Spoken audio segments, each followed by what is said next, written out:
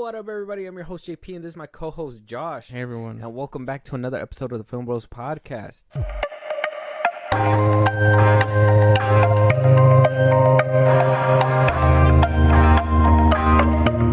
Okay. So, good news, bad news in Hollywood. I know everybody loves the good news first. You want the good news first, right? You like your dessert before you have to eat your vegetables? Yeah, more or less. Everybody loves that, right? But we're going to feed you a little bit of vegetables still. Anyways, because before we get to the dessert, we got to let you guys know. If you guys are trying to interact with us, if you guys are trying to give us a movie that you guys want us to review, if you guys are wanting us to talk about something on this podcast that we haven't spoken about before, hey, Josh, let them know where they can let us know and where they can let us know and where they can support us in a big way. Twitter, TikTok, Instagram, go there to interact with us at FilmBros Podcast. Support us in a big way. Buzzsprout at FilmBros Podcast. The links are in the bios. You can support us there. Subscribers get, not only do they help us out, but you get special perks and things only meant for subscribers. So go ahead and do all that. We'd appreciate it. But yeah. Yes. So with that, you guys got a little taste of broccoli. I know. We got to do it. We got to promote. We got to do it. It's fine. Yeah. Here's your little taste of broccoli. But now we got the ice cream. And I guess what I can ask first is that, Josh, did you think cinema was coming back even during the midst of a strike? Well, I mean, I knew for a minute. I was like, oh, it might be dying, but for now it's gonna like, if it is gonna die, it's gonna go out with a bang. That's where my head was at. Okay. Like this year was stacked with movies. Next year is also stacked. I know a lot of movies just stopped production for next year, but the ones that are kind of wrapping up, like in the editing process or whatever, like they'll be shipped out before movies come to a dry spell. Yeah. So I think we'll be fine for a while. Yeah, because we remember back in 2020, cinema was dying, right? It was on the verge of literally going into its grave. Movie theaters were fucking going bankrupt. Things out of business. Shit was crazy. I thought the Maya was gonna. Movies weren't even coming out. Collapse. Movies weren't coming out. They kept pushing them back. They didn't.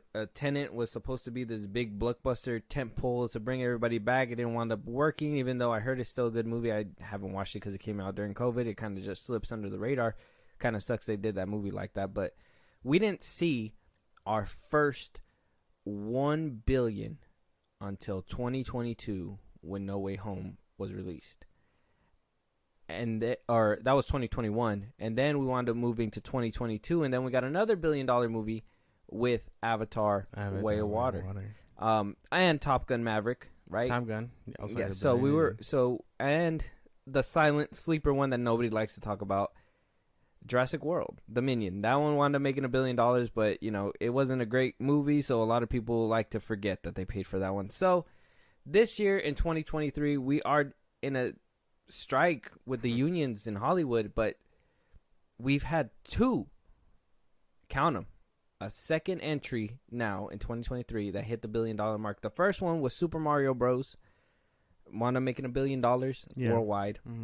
Now coming in hot second is Barbie with the $1 billion weekend this weekend. Now domestically it only made half a billion with 459.4 million.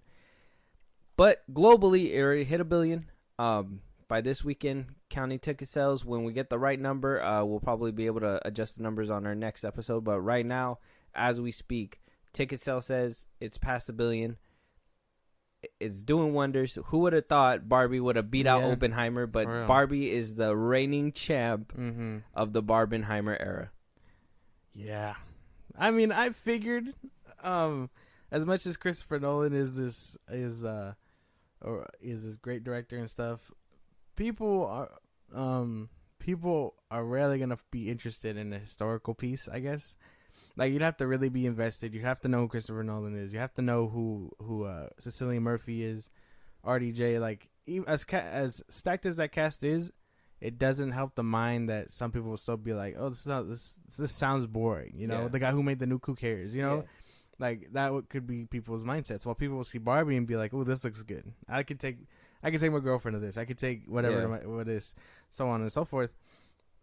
I would imagine Barbie would beat it out, but that's only because of its aesthetic. You know what I mean? While Christopher Nolan and everyone else on the other side was really just working hard, and we're trying to give a really good historical piece, which you can't fault them for that either. At least they made the attempt, but maybe it also had poor timing. Same with Mission Impossible. You know, who knows? I just think this just proves the timeless saying that I guess girls rule and boys drool, because to be honest, I mean, like you said, who's going to watch Barbie? Girls, little girls, boyfriends that are taking their girlfriends to go watch this movie, because it's like, you want to go watch Oppenheimer, you want to go watch Barbie. The girl's going to want to go watch Barbie, and the guy's going to go, while you have like a sausage fest in Oppenheimer, like, oh, kabloom, like, you know, like, I get it, it's great, but it just proves who runs the world. It is girls, and you know, there is a market for this. There's a market for, you know, girls to want to come watch movies. It's just, you know, they cater more to men because, you know, men like visual stuff, and we like to see things on screen. But, you know, it kind of proved it with Super Mario Bros. Because that one was such a neutral movie. You know, kids could go watch it, girls can go watch it, boys can go watch it, anybody could go watch that one. And with Barbenheimer, it was Oppenheimer. Like I said, like you said, you have to literally want to go watch this movie, where Barbie is like a colorful, fun time that you can just go to, and you're just like, yeah, this is great. Even though there is some people out there that think it's completely feminist and damaging to society. I shout out Ben Shapiro, I guess, but man, Ben Shapiro is that movie's biggest fan. Let me tell you, no one talks about that movie more than him. I know he secretly loved that shit. You think he like watches it on the low? Yeah, he's the one who's making it go to $1 billion. He'll go in the trench coat and be like, well, one ticket to Barbie, please. Hey, they're like, hey, is that what's his name again? Ben Shapiro. It's like, hey, is that Ben Shapiro? He throws like everything away. He's like, oh, I'm going to Oppenheimer. I mean, Oppenheimer. One ticket to Oppenheimer. Yeah, I mean Oppenheimer. Yeah. Let me get one of those. So that's obviously the positive news. I heard Teenage Mutant Ninja Turtles is also killing it. I heard its preview weekend was great. Wound up knocking Oppenheimer even another step back, but Oppenheimer holds steady at third, and the Meg 2 wound up coming in fourth. So Barbie's really ruling, and there is no signs of slowing down, which kind of sucks with the next topic, because we're still not getting the fair wages when it comes down to the actual workers who put the time and money into, you know, making Barbie and Oppenheimer and all these movies that are, you know, making them tons of money. But during this is the time of year where all the earnings calls are coming out. You're trying to get what's it called, Wall Street up there jumping and moving. Yes. And during the call, Zaslav himself came out saying that they've actually saved money not paying these wages fairly, that this strike has actually been profitable for this company. He says no financial strain has been hit. And this is what he basically had to say. We're in the business of storytelling. Our goal is to tell great stories with the power to entertain, and when we're at our best, inspire with the stories that come to life on the screens, big and small. We cannot do any of that without the entirety of the creative community and the great creative community. Without the writers, directors, editors, producers, actors, the whole below the line crew, our job is to enable and to empower them to do their best work. We're hopeful that all sides will get back to their negotiating room soon, and that these strikes get resolved in a way that the writers and actors feel like they are fairly compensated for their efforts and contributions are fully valued. But during the earnings call, he literally said that he's calling it now. I guess the end of the strike is looking like early September. And that even though since everything's been halted productions, they've literally saved up at least the low $100 million range. And Netflix also told investors that they've saved about $1.5 billion this year by pausing production.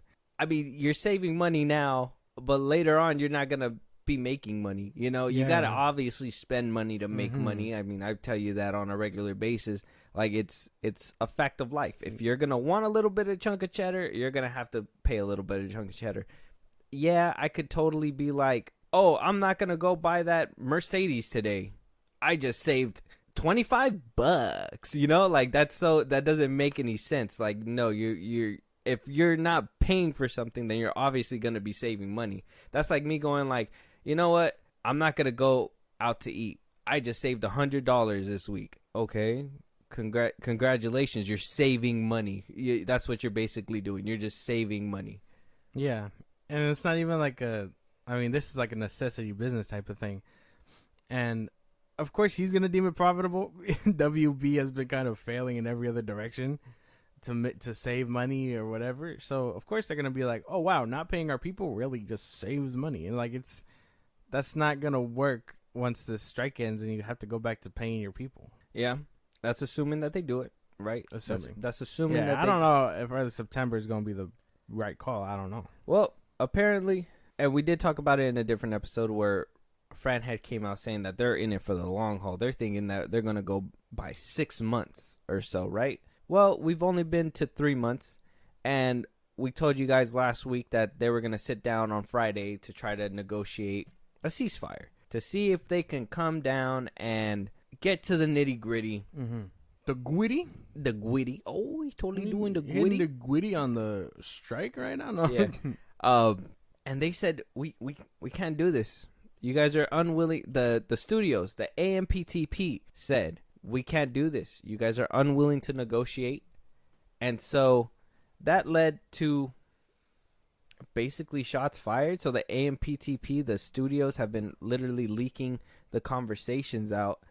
So the WGA decided to leak out their own and basically discuss and send out a whole paper, basically what they demanded, what happened behind closed doors. So I'll read the full statement. It's pretty lengthy. If you guys want to check it out, it is on Deadline, but I will try to get through this as much as I can. Ella Stuntsman and Tony Siegel met with Carol Lamborghini at the AMPTP staff this afternoon.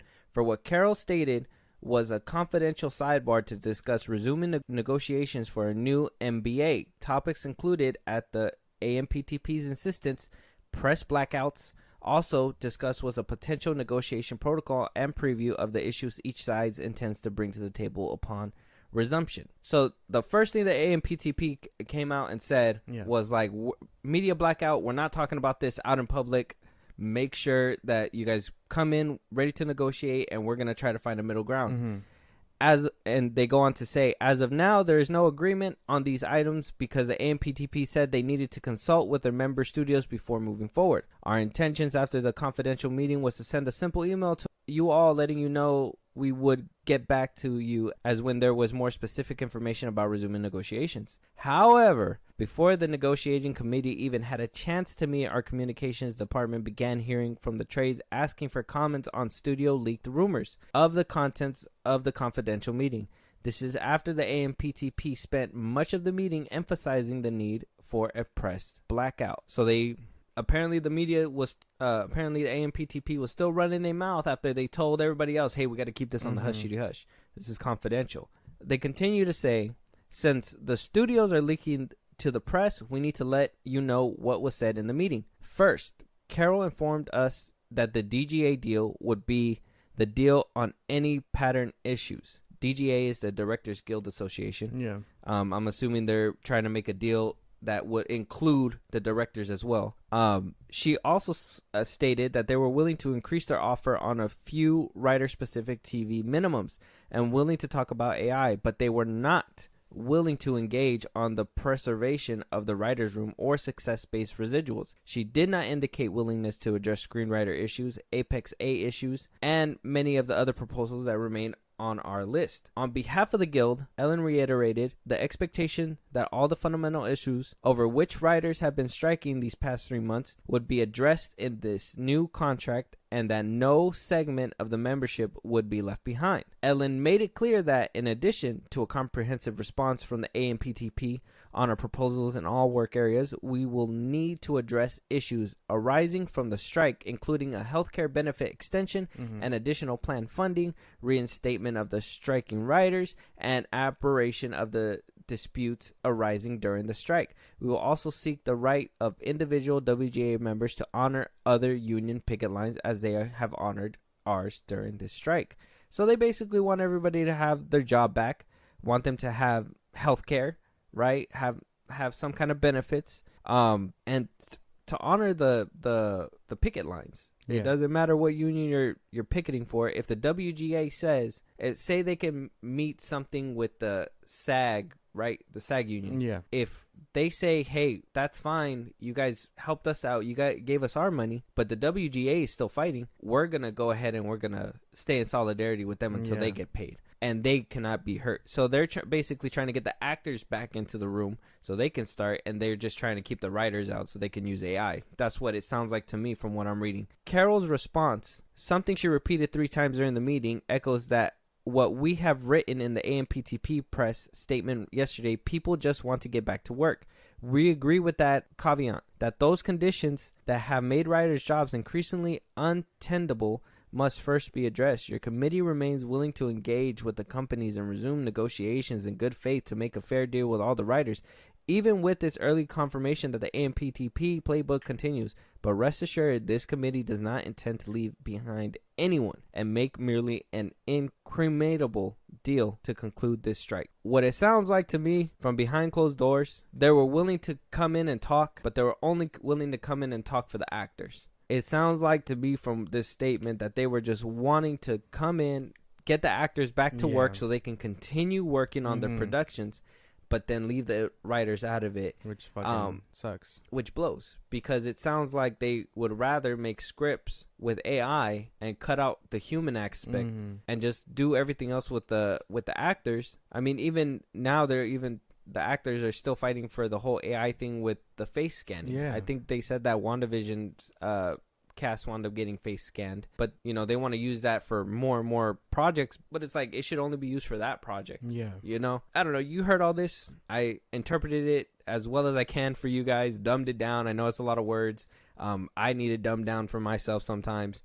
You get all this. What side do you stand on? Does this make sense, what I'm saying? Well, I'm still on the side of the actors and the Writers Guild. They're not. This deal sounds like ass.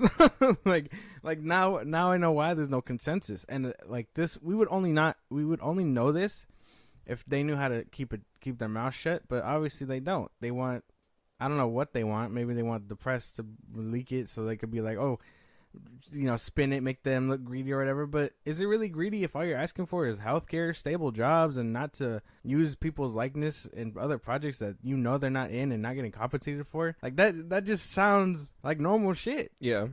It doesn't make much sense to just be like, oh no.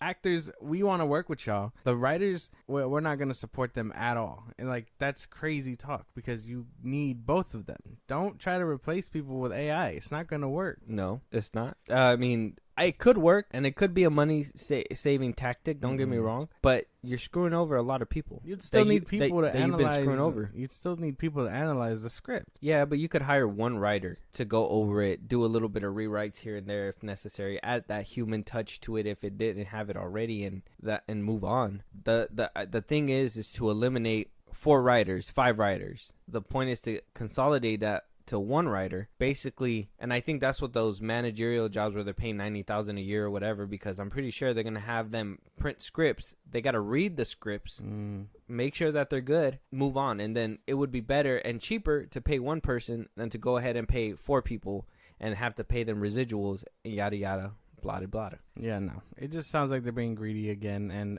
as much as they are willing to come back to talk about it at the table, it's not a fair deal at all. It's not a fair deal. It's not fair for anybody, and it's not fair for the writers who have been in this for 3 months. The actors have only been in it for about 2 months. They're regardless, the writers are out there marching and they're doing what they have to do, trying to keep their jobs, and it seems like they're just unwilling to negotiate. But Zaslav says that he's thinking by September they should be good. So could it be that that's the case, and they could probably somebody's gonna have to buckle their legs and give and take a little something? But who is it gonna be?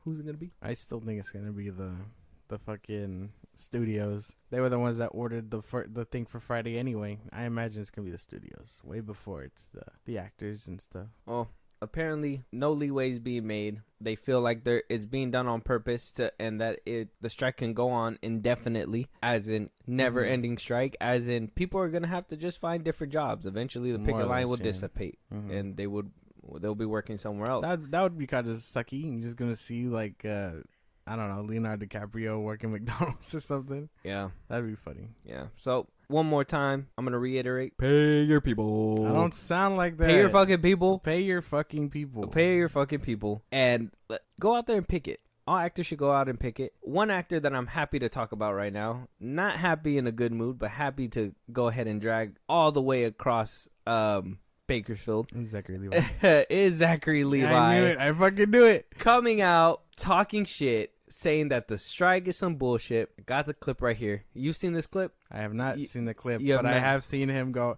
I've seen his name quite a bit. I never saw this clip. I hear he does say some very out-of-pocket shit, and yeah. Well, I got a clip for you, man. And him and Stephen if it gives you PTSD vibes of that whole, there's a Snyder Cut. No, there's not. No, there's not. Don't believe everything on the internet. Look, listen to this, and you let me know what you think. Okay. Not allowed to talk about.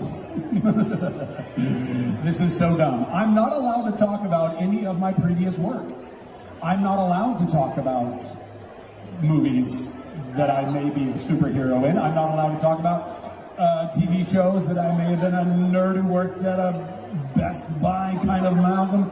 I'm not allowed to talk about any animated princess movies that I was fantastic in as the best prince ever. I'm not allowed to talk. I'm not allowed to talk about those things. He's not allowed to talk about those things, and that it's so dumb that he can't do that, man. It's dumb. People aren't being paid fairly. It's dumb that me myself, I'm not even out there picketing, but me myself, I can't promote what I want.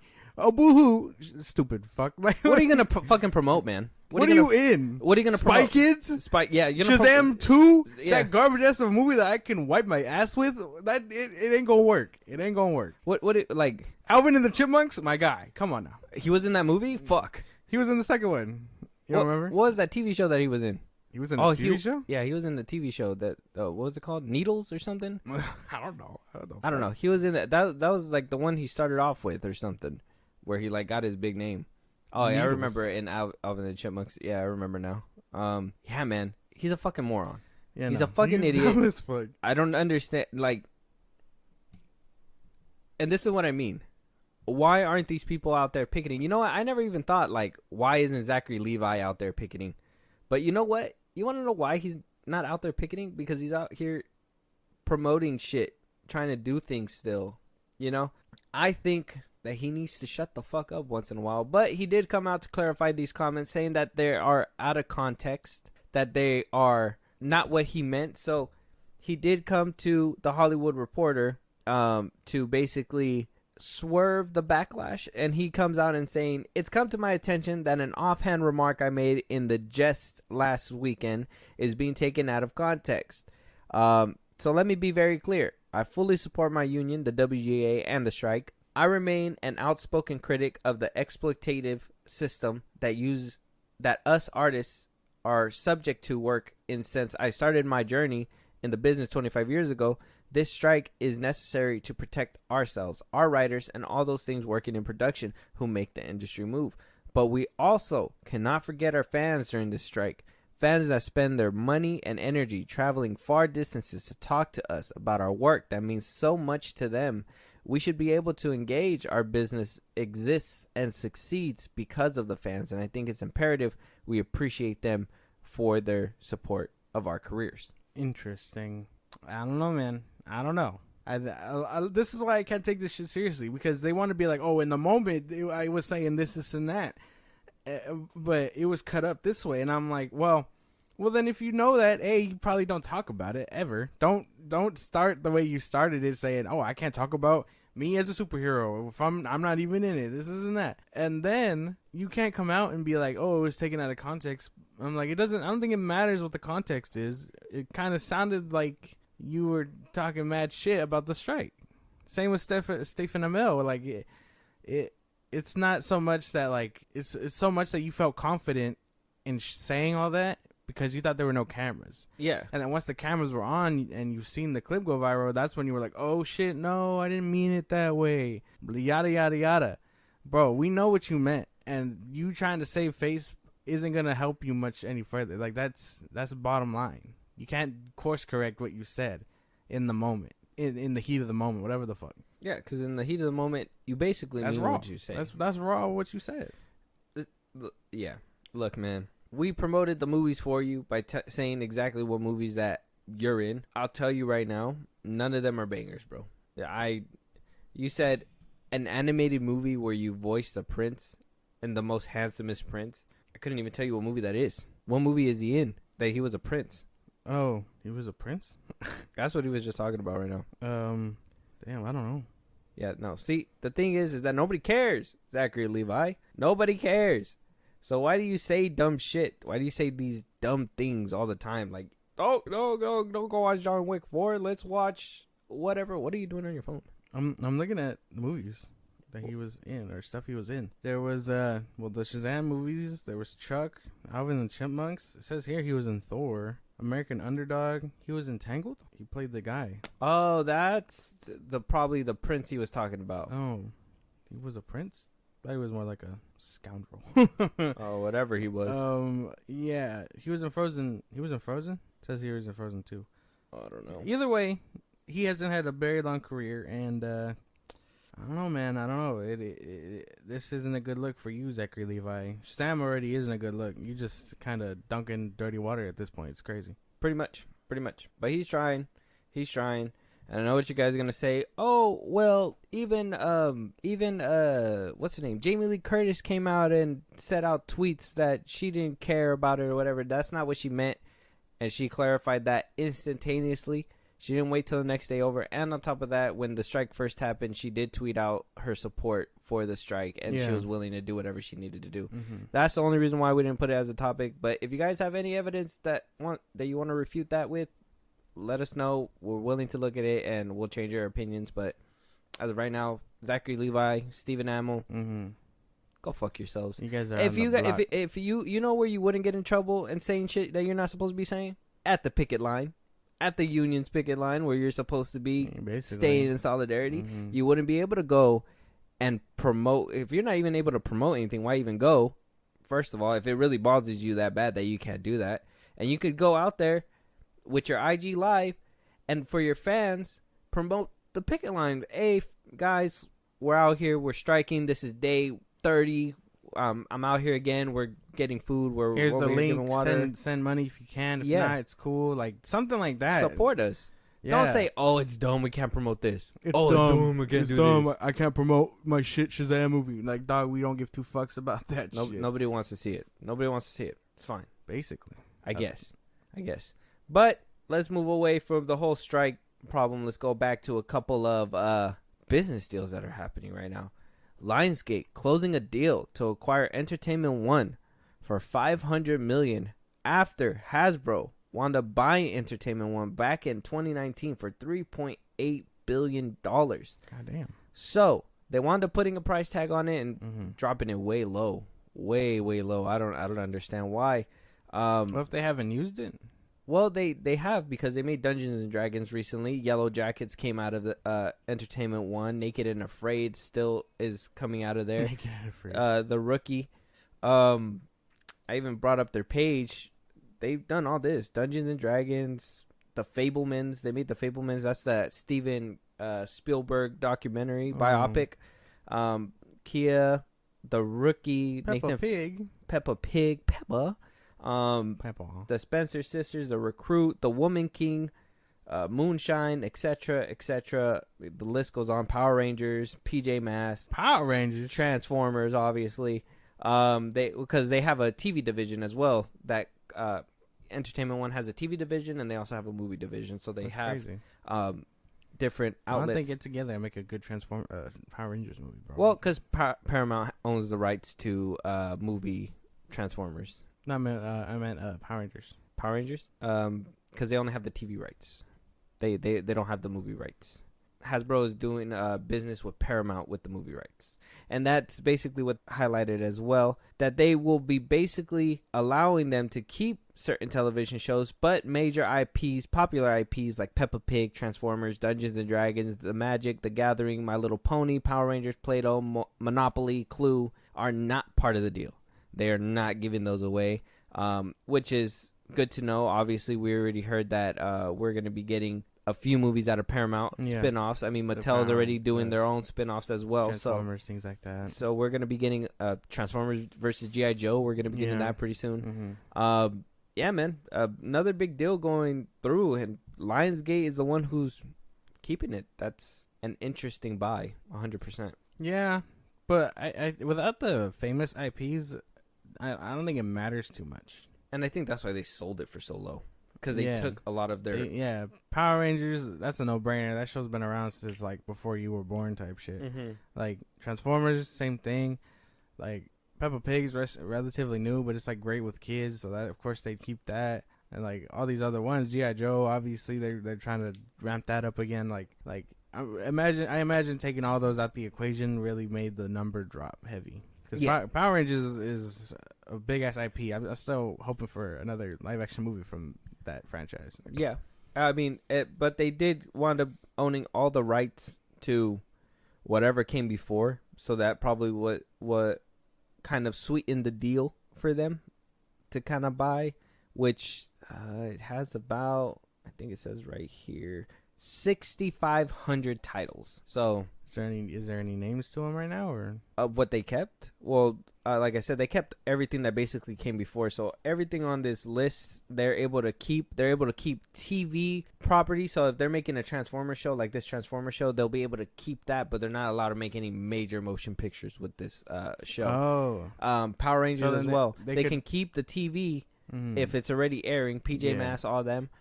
But they are not allowed to make any major budget movies or anything like that. They can do couple parters, TV show parters, but they're nothing big name money theater stuff. Oh, I mean, that's kind of cool.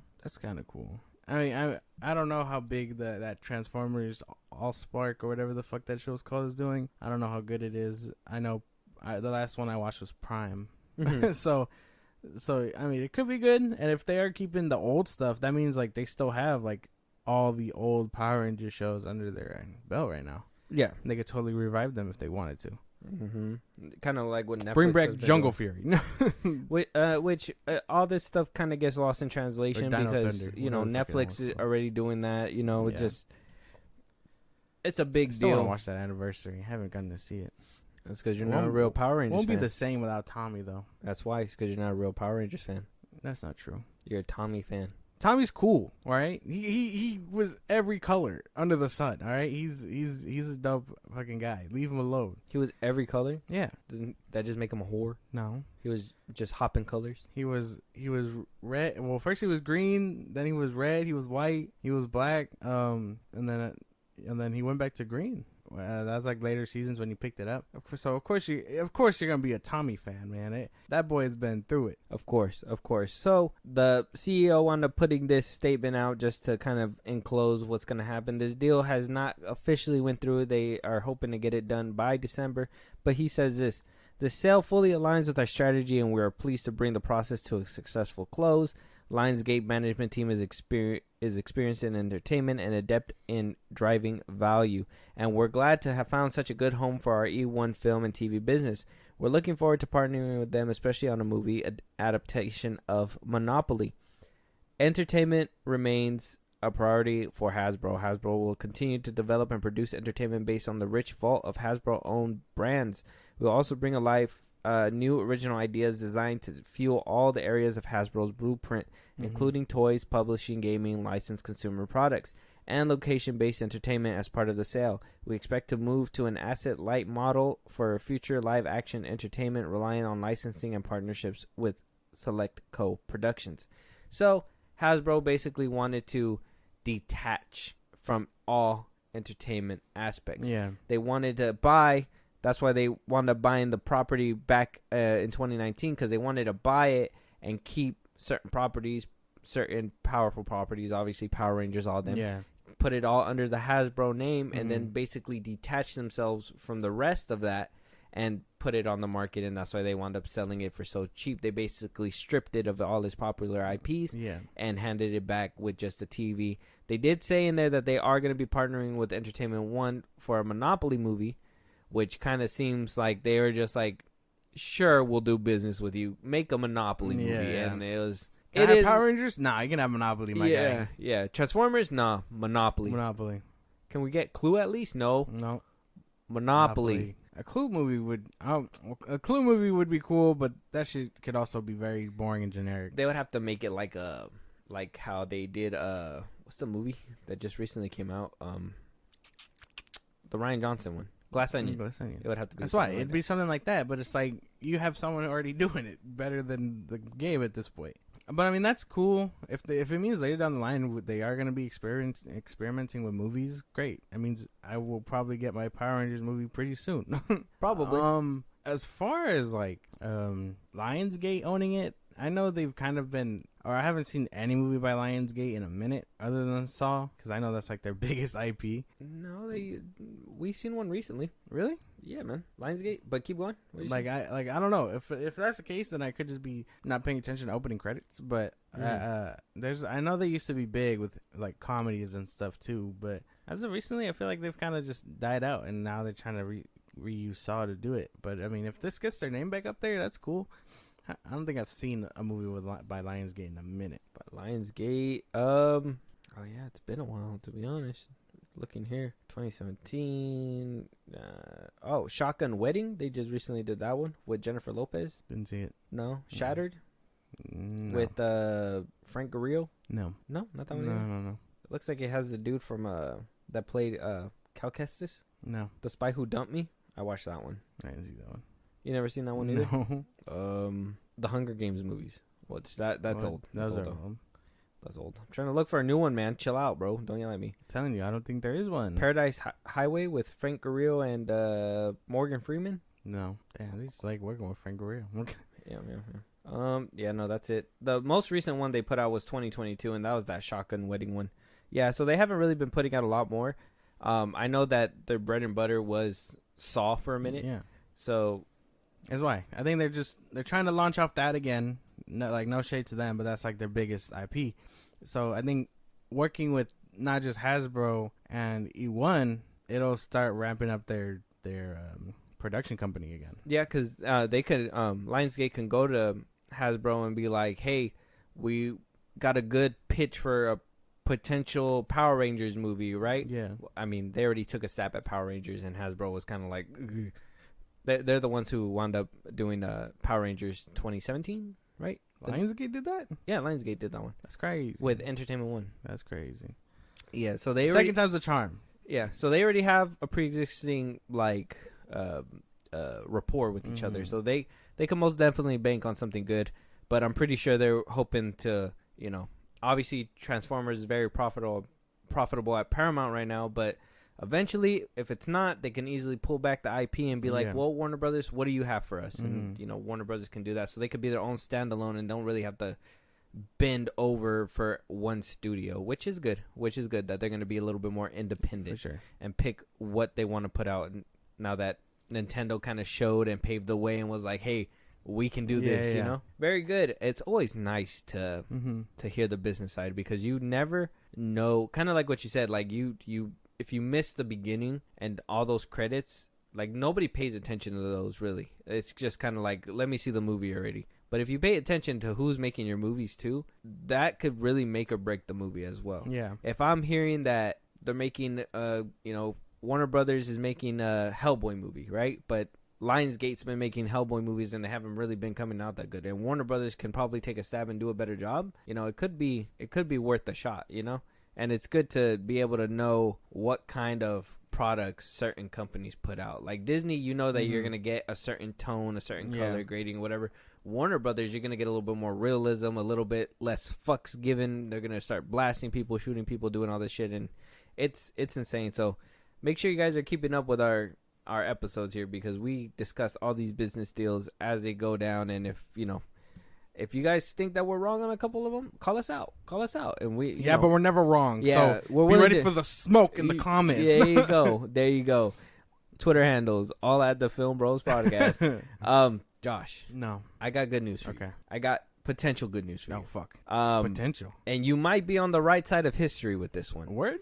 And we got a major update on the Jonathan Majors case. Mm-hmm. He recently went into court to go ahead and get this trial over with, right? Yeah. But he wound up walking out. A lot of people were like, what happened? Yeah. Why did he walk out? Mm-hmm. They pushed back his trial to September 6th.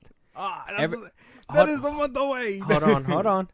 Everybody's like, why'd they do this? Mm-hmm. Why are they pushing his trial back? What's going on? Insider, a leaker came out, right? Saying that the reason why they cannot proceed with their case is because the defendant or the accuser, his accuser, his girlfriend, his ex-girlfriend. One, their defense was unprepared with any counter defense. Two, she has now fled the country with the lawyer unable to find her. She fled. That the NYPD are going as far as saying that they are searching for her to arrest her for domestic violence, and she is nowhere to be found. So if this trial lands on September 6th and she does not show up, all charges will be dropped. Jonathan Majors will walk away a free man, and he will be able to be unblacklisted and hopefully hire a new management team that dropped them in such a quickness. Yeah. Shake hands with Bob Iger and Disney themselves, saying thank you so much for, holding my spot and not giving up on me. King again. This might be going right for him. Yeah. Or she could have went to Cuba and bulking up all her defense, and come September 6th, she's going to come out swinging. No. This is a positive or a negative? Fuck, what's happening here? This was a lot of information here. That was a lot, but damn, that is a positive. That is such a nice. It's low key a win. You still got to be on the fence. I can't totally be like, yeah, because he's not out of the woods. He's not out of the woods yet. He's almost there. He just needs to wait a month. Oh man, that's crazy shit though. The police want her ass for domestic abuse, and she fled. If they find her, she's getting the book thrown at her for sure. For sure. Not even for like lying, but like for fleeing, which is a big fucking no-no. You know what I mean? Like, oh man, Jonathan Majors, I need you to make it out, bro. Come on. He's almost there. That's a month away. I feel like I waited forever for August to come, and now you're telling me I have to wait till September? Yeah, what's up with the monthly blocks? Like, what the fuck? Man. New York courthouses need to get it together, my G. Throw more, Jonathan Majors, just throw some cash at the judge. Be like, speed it up. I know she ain't coming. Yeah, honestly. Oh, that's fucking insane. Major W. It has to be a major W for him. Majors W. Yeah, Majors W. Has to be, because that's crazy, though. This could very well be an indication, like I said, that he's gonna get off scot-free. Another Johnny Depp type of case. It's so interesting. Damn. Or this could be I don't know where she could be. The glove didn't fit. She just up and disappeared right before the court date. Nah, man. Nah. What a coincidence. Nah, man. Nah, don't paint this picture. Don't do this.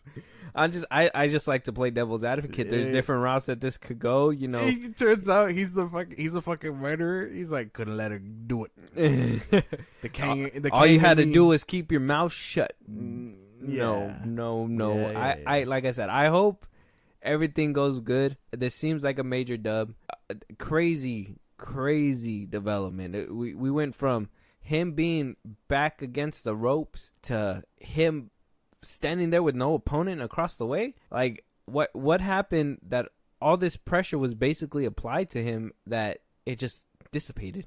Did she just find out that she didn't have a defense anymore? She was just like, oh fuck, now I just gotta. They're like, oh nope, they figured it out. She was like, look over there. That Uber driver, the unknown handyman. They were like, not the handyman. They said they talking to everybody. Yeah, the three people that got his picture and autograph. Man, they had that bitch on the ropes, and she decided that she couldn't take the heat, so she threw in the towel. Which is crazy because her defense is the actual like DA, right? Her defense? Yeah, no. Well, I thought it was the DA that was throwing charges at him too. Oh yeah, the DA was throwing charges because she tried to drop him. She wanted to not press him. Oh, okay. But the thing is that it's still her charges because she reported the crime. Okay, yeah. The thing is that if she were to go up and be like, I lied, she would be incriminated for false police report. She would be incriminated for wasting taxpayer time, obstructing justice. Like they would slam so much shit at her, it'd be they would insane. throw the book at her. So the DA is basically like, okay, well, if you don't want to handle it, we're gonna handle it for you, but because there's too much here that we can't just turn a blind eye. So if they came around and they were like, well, you know, we're fighting for her, but this bitch has been lying this whole time, it's gonna be very bad. Especially because the DA is pressing these things. Yeah, and it's basically taxpayer money that's paying the lawyers and stuff like that. And if it's no defense, and they have no defense, like they are just that unorganized, Jonathan Majors may have just pulled the fucking W and like... They were like, hold on, Judge. Our plaintiff is going to come in with all the evidence right now. Right? Hold on. Right now. The judge was just like, all right, I'm done wasting time. We'll push this back. Get your shit together. The court is. I'm trying to get a sandwich. I'm starving. Get a sandwich. Yeah, no, that's crazy shit. What though. A dub. I hope he comes out the fucking woods. What a dub. Crazy. Man. You lucked out, and you're on the. I was over here, you know, thinking that he probably did it. Things look bad. The text messages.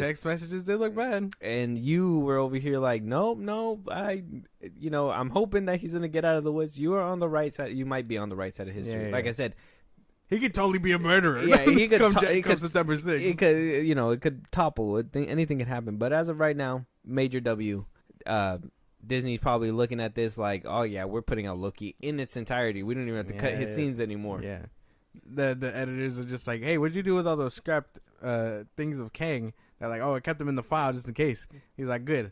I need you to go through the whole season again and put those bitches back. All of them. Paste them back in. He was in the opening, in the ending. He was in the mid, all this and that, whatever.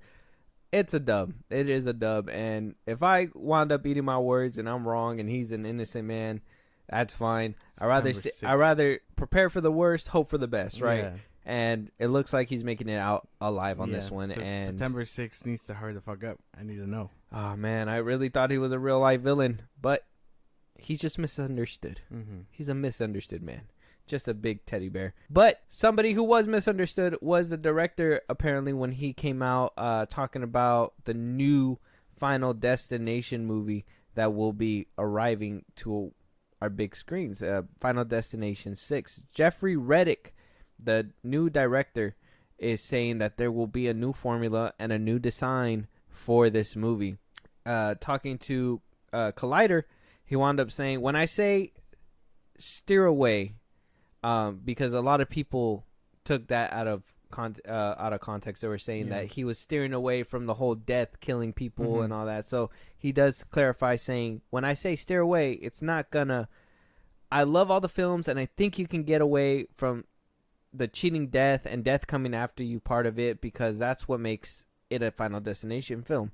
I think the Rube Goldberg device, which actually James Wong and Glenn Morgan came up with, I have to give them total props for that, because I am a huge Nightmare on Elm Street fan, and my original script was very Nightmare on Elm Street influence, reality bending kind of ways that death got to them. He goes on to say that this film doesn't just kind of add another layer. Usually there's a new layer every film where it's like, oh, well, this can save you or this can save you. The film dives into the film in such a unique way that it attacks it from a different angle, so you don't feel like, oh, there's an amazing setup, and then there's going to be one wrinkle that can potentially save you all, that you have to kind of make a moral choice about or do to solve it. There's an expansion of the universe that I'm being so careful. There's an expansion of the world of Final Destination that I think fans are going to be really interested in and intrigued by. When I say it doesn't add a layer, it's not just, hey, if you murder somebody in your place, you'll live. It kind of unearths the whole deep layer to the story, of kind of makes it really, really interesting. So he's gonna try to change the formula, right? What do we see in all the Final Destination movies? You see a group of people, an accident occurs, they all die one by one. The main person has to figure out who's gonna come next on the list and hopefully save a few in the process. But usually towards the end of the movie, we wind up seeing them all bite the dust. And basically the moral of the story for all of them is you can't escape death. I think the only person that wound up escaping death was the chick in the first part, but she wound up biting it in the second part. Anyways, her. So them changing it sounds good. I kind of like that where he said, oh, it's going to be a Nightmare on Elm Street-esque, like reality bending kind of way the death is going to come. But, you know, that would have been too different. You know, you want something new, but not too new, not too fresh, not too different. You want people to be able to come in and still be like, hey, this is my franchise. Yeah. So he said the two producers basically came in and said, whoa there, whoa. That don't sound like Final Destination. Pulled it back a little bit. Still saying that there's some kind of layers, but we don't know what kind of twists and turns Final Destination 6 can do. Yeah, no. It sounds like it could totally be a mess. You know what I mean? Because again, you want this franchise has been kind of sleeping for a while. You want to do something fresh, revive the IP, bring in your old audience as well as your new audiences. But how do you do that? A lot of these films struggle with that. I know horror movies kind of do a good job at it. Scream was able to do it. They've been kind of doing a decent job. Yeah, as of late. they've been kind of being able to bring in that audience with just enough freshness to be like, oh, this is new, but not too new. Don't scare me now. Like I want what I expect, you know. So if he can find that balance, I have no doubt this movie will bang. But again, that's just like him talking about it sounds cool. But how's it going to translate from paper to live action is my thing. Because it could totally have a shit landing. Like, it could totally just hit the diving board and then land on concrete. You know, like, it's not going to work. I think the great part about Final Destination is that they're so simple, you really can't fuck it up. I don't think there's any of them that I'm like, this one's ass, or this one is fucking garbage. You know, every single one is a consistent... Damn, that's crazy. Damn, that's crazy. Oh, you made me, you know, kind of, ooh, that was kind of nasty, you know? Like, I don't think any single one of them have, like, missed in terms of, like, oh, this story sucks, or they didn't, you know, help us with the kills or anything like that. I think every single one kind of does their thing. So them trying to change it up and say, you know, we're not trying to be this basic franchise where we could just stay this straight line. We want to kind of add some nuance to it. I'm willing to listen to that. The whole Nightmare on Elm Street reality bending sounded a little too far, but if they can find a spot where they can add that layer, and you know, it's not just, oh, you're gonna live until you're not in this movie. You know, that I think that's what basically all the movies do. You're basically here until you're not anymore. Yeah, that's everybody's character. So hopefully we can get a little bit more of, you're here. You're actually going to play a role in this movie, and then, you know, you may get taken down on the way to the end goal, but at the end of the day, it doesn't feel like you're just, I just don't want another one where you're just feeling like you're mowing down every single person until you get to the point where, you know, you're going to the where next. You figure it out and you're just like, oh, no, to live, but half my friend group has already died. Yeah, so it doesn't even matter. And then you survive, and then you die at the end of the movie anyways. You're like, oh, no, I missed something, and it just, you know, it'll totally ruin it. And which is crazy because I've only seen this franchise a couple times, like on repeat. I couldn't tell you each individual one. The one that describes me the most is the third one. But like I can't really, I don't know how to think about how much elaborate can they get with death. Not the kills, but like the death aspect. Because I remember the one with the beginning, with the bridge, the Golden Gate Bridge or whatever the fuck it was. Where they're like, oh no, get off the bus, and it's like the bridge is just crumbling beneath them, and they survive, and then they marketed it as like, oh, you can't cheat death because death can see whatever you're doing or whatever the fuck. And I was just like, well, that sounds elaborate, and that sounds like they're trying to add mystery to it, but I don't know how to wrap my head around that.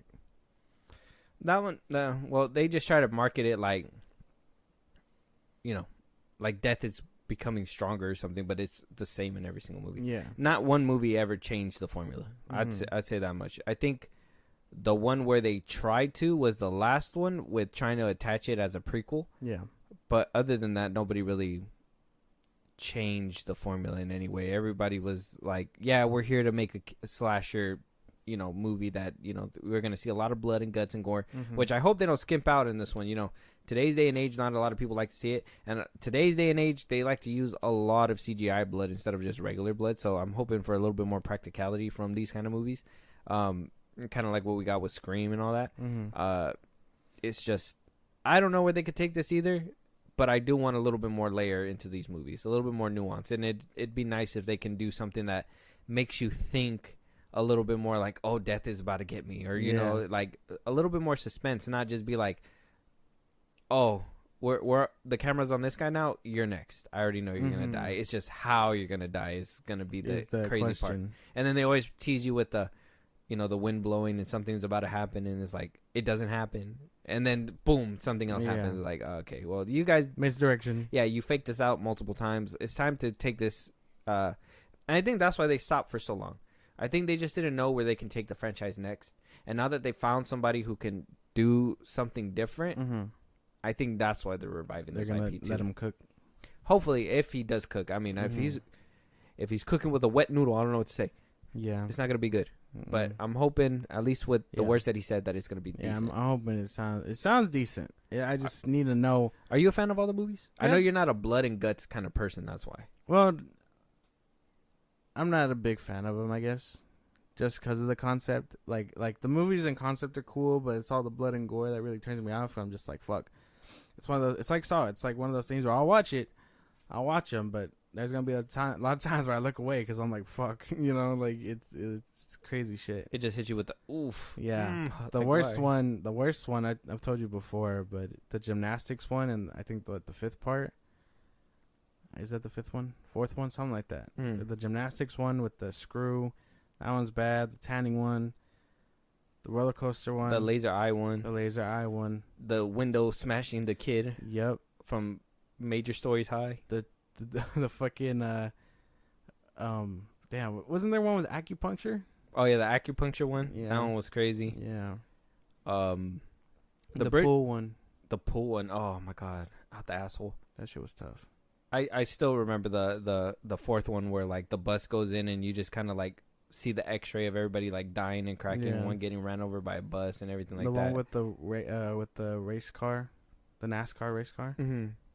The one I know it's from the first one, and the first one like the kills are kind of like goofy a little bit because they're still trying to find their footing. But the one where like the girl is laying there and she's just trying to survive and she tries to get the rag and the knives just fall down and one by one goes. Yeah.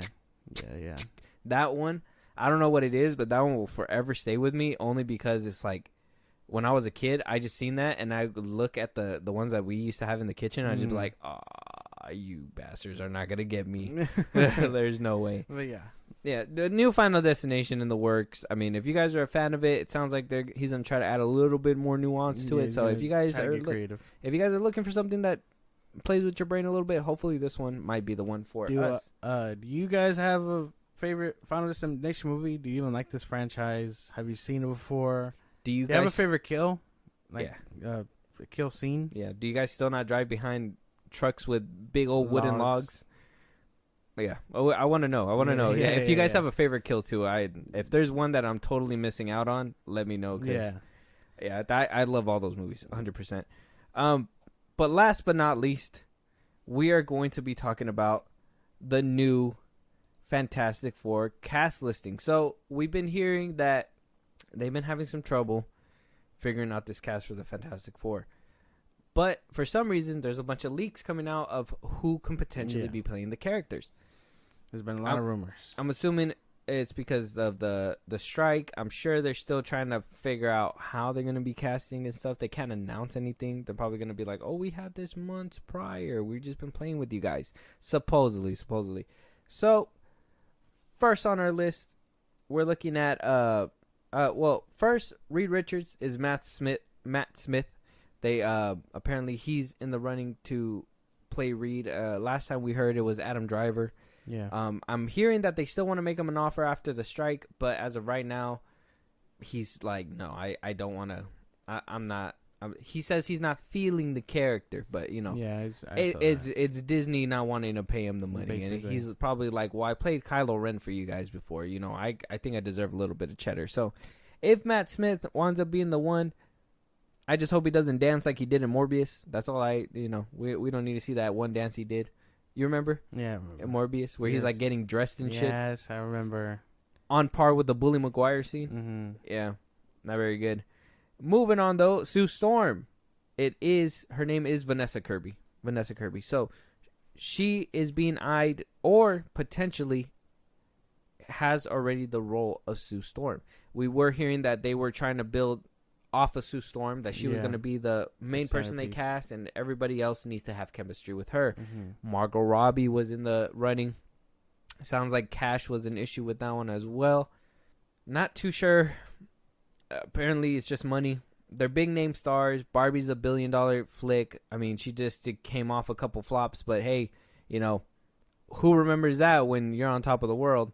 Moving on though, Johnny Storm, Joseph Quinn. Now we were hearing that it might have been Jack Quaid too, but I'm hearing that he's in the movie. We just don't know what role he has. But that Joseph Quinn, the guy who played in Stranger Things, the one with the long rocker hair, Yeah. he might be. As Eddie Munson, he was playing Eddie Munson. Yeah. He may be in the front running now to play the Human Torch. At one point, it was Paul Mescal, and he's going to be coming out in Gladiator too. And last but not least, The Thing. David Diggs was rumored to play him, and he played the Sebastian in The Little Mermaid, and he was the Jewish man that they wanted to cast as The Thing. Unclear why that didn't wind up going through. Paul Walter Hauser is also not going to be the Thing either, so we don't know why nobody's in this roster.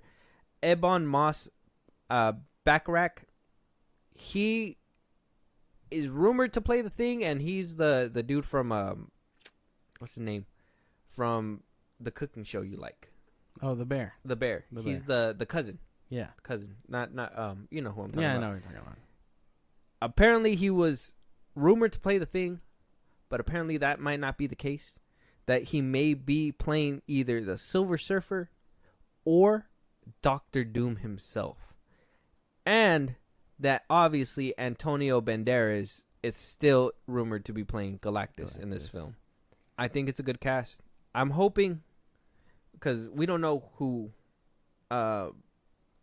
his name again, it's a crazy name. Ebon Moss. We don't know who he's gonna be playing. I'm hoping he plays the Thing. I think it would make a wonderful Thing. Yeah, he could do. I think he would do good. Ben Grimm. I don't know about a Doctor Doom.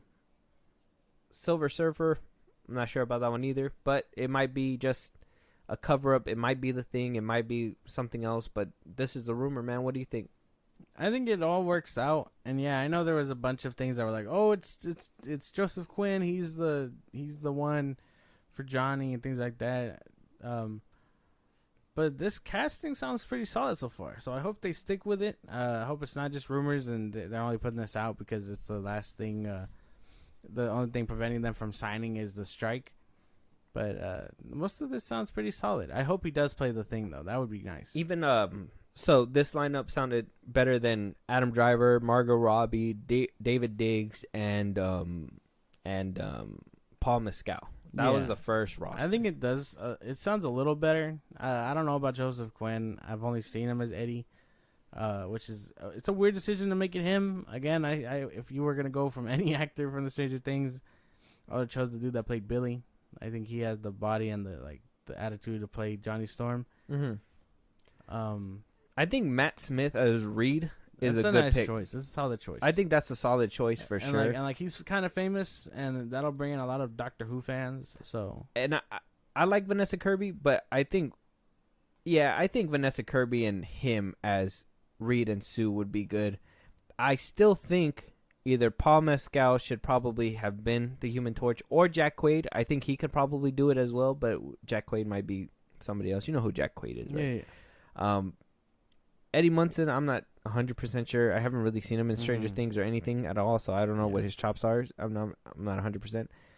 And to be honest, David Diggs or Ebon Moss, I think Ebon Moss would be the better thing in my opinion. But if they really want to go for that, diversity, which I don't understand why it would matter. He's gonna be a rock anyways. Diggs would be the. He's gonna be a rock anyways. It's true. I mean, you're gonna see him in the beginning or whatever. I mean, we're hearing that leaks saying that they're gonna be in the 1960s, get stuck in the quantum realm probably. So I mean, if we're gonna see him as a human for a little bit, that's fine. But eventually, he's just gonna be a rock. He's gonna get his powers. Yeah, but other than that, this rumor going around, this casting sounds pretty solid. I think. Hopefully nothing changes, and this is the outcome once the strike ends. They could just be like, let's roll, because this movie has been struggling to get a cast. Yeah, man. While we hear over here that James Gunn already got all 7 episodes done at Creature Commandos, and all the voice work is over. And Blade is still cast. It's just not shooting well because of script. Mm-hmm. Like the Fantastic Four movie, as much as I'm really anticipating it, it's having a hard time staying afloat. I think they're trying to find the perfect cast. Which, like I said, I think the first lineup, Margot Robbie with Adam Driver, would have been nice if it was those people. But I can't see Matt Smith with a Margot Robbie, and I can't see a Vanessa Kirby. Well, maybe I could see a Vanessa Kirby with an Adam Driver, but even then, I can't see Adam Driver as Mr. Fantastic. I think he could do it and bring a different take to it. But I don't think it would be as good as the original Fantastic Four with like Jessica Alba. No. I don't think. Honestly, that cast was like stacked. There was a really good cast for those movies. It's just they were a product of their time, and they kind of ended up sucking. So well, at the time they weren't really like A-list actors. Yeah. Those people were just. I mean, even Chris Evans at the time was kind of like the marking mark of the funky bunch. Eventually he was gonna get off and be the star and do his own thing. By then he was like, I'm sure he was up and coming, and that movie really helped to boost him. But I think he got that one right off of She's Not All That or something like that, or whatever it was called, where he had to like basically pimp out this girl. Mm-hmm. Yeah, and then there was Push, and then all that, and then he was Captain America. Mm-hmm. He was in Scott Pilgrim. He had a very nice career right off of Fantastic Four. While Jessica Alba got bullied into retirement. Yeah, unfortunate. Ben Grimm is doing TV. He's still doing. I think he's doing Fractions or whatever the show's called. I don't know what happened to Reed. I heard last that he was in another TV show too, but I haven't seen it either. So. Yeah. And then we know what happened to the people from Four Stick. Some of them went to be grade A actors, and 2 of them didn't. Yeah, what happened to both of them? Damn, bro, this casting might be cursed. This movie just might have a bad rep. Hopefully, the MCU can just the Fantastic Four curse, could just pull it up by its fucking bootstraps and get this bitch rolling. I mean, that's what everybody's hoping for, but I mean, this development hell is it's already having a rough start. Yeah, it's not helping with all this development issues that's happening. Like, you would think if Fahi already knew Fantastic Four was going to be making an appearance, and you're really trying to make it 100%, you should have a vision and what you want. Yeah, you would have had it mapped out. Matt Shackman coming out saying that, this is who my cast is: Adam Driver, Margot Robbie, David Diggs, and Paul Mescal. It just tells you what he was going for. Yeah. And anybody, if they cast anybody else, is not going to hit that peak. Yeah. Because you know what he was going for. He was going for some range, some acting range. That's why, Adam Driver as Reed Richards, he wanted him there. Yeah. Margot Robbie as Sue Storm, he wanted someone range. that could deliver those fucking lines. Now, I do believe, Matt Smith, I mean, he showed in Morbius that he can move and do the fight scenes, and Vanessa Kirby, she showed that she can move and do fight scenes. But, I mean, other than the action aspect, I don't really see, acting wise, bless you. Acting wise, I don't know what else they can really bring to the table. Yeah. Like I said, Ebon Moss, he's a rising star. Yeah. I think if you give him the thing, he'll do wonders. Yeah. I don't know about that Joseph Quinn guy. I haven't seen him before, so I wouldn't be able to tell you about him either. So this casting, though it sounds stacked and, I want to hope for the best, it just doesn't sound reassuring either. Yeah. It doesn't sound like the first casting. The Yeah, first casting the first sounded one like reeled you in, and maybe that's the thing it wanted to do because big name actors bring in fans. Everyone knows Adam Driver. Everyone knows Margot Robbie, obviously. The other Mila Kunis was potentially a gender swap thing too. Yeah, this movie's just having a hard time getting up. So I hope this is it. I hope the rumors stop, and as soon as the strike ends, they just sign the fucking papers and they get this bitch rolling. Because I want another Fantastic Four movie. Yeah, Disney, Marvel. Hurry the fuck up. Yeah, pop a Viagra. Get that thing up already. Pay your people and we'll move forward, bro. Come on. Yeah, if they want to. Iger. Motherfucker. But with that being said, let us know out there what your guys' fan castings are for the Fantastic Four. We want to hear it. But with that being said, hey man, if there's any topics that we didn't talk about that you wanted to hear, any movies that you guys want us to review, you guys want to support us in a big way, Josh, let them know where they can let us know. Twitter, TikTok, Instagram at FilmBros Podcast. We post the new episodes are up. You can hit us up there for any news or movies you want us to cover. Listen to us on the go wherever you get your podcasts. YouTube Music, Spotify, Apple Podcasts. We're on a bunch of sites, so go listen to where you get your podcast. Support us in a big way. Buzzsprout links are in those bios as well. The socials I just gave you at FilmBros Podcast. If you subscribe, you get special perks. You help us out. The show grows, and you get a shout out on any episodes that you subscribe for. And then when it's all said and done, subscribe to our YouTube. That one is free. Yeah. So at FilmBros Podcast has all the older episodes. If you guys are trying to catch up and be up to date, go check those out right now. Yeah. Like right now. Basically. What are you guys still doing here? End the episode and go listen to the old ones right now. We'll talk to you guys later. Talk to you guys later.